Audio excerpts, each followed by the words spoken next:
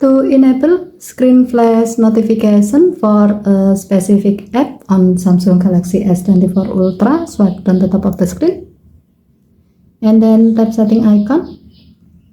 Scroll down the screen to find accessibility. Tap accessibility and then tap advanced setting. Under notification section, tap flash notification and then tap the gray on off switch next to screen flash notification until the switch turns blue to turn it on. Select selected apps and then select the desired app for screen flash notification. As the example, we will select WhatsApp. To do so, find WhatsApp.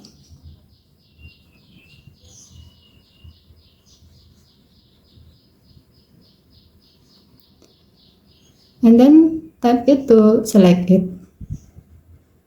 By doing this, your phone will flash the screen when you receive a notification from the selected app, in this case from WhatsApp. As you can see, the screen will be flashed when there's a new notification from WhatsApp. Okay, thank you for watching. Have a nice day.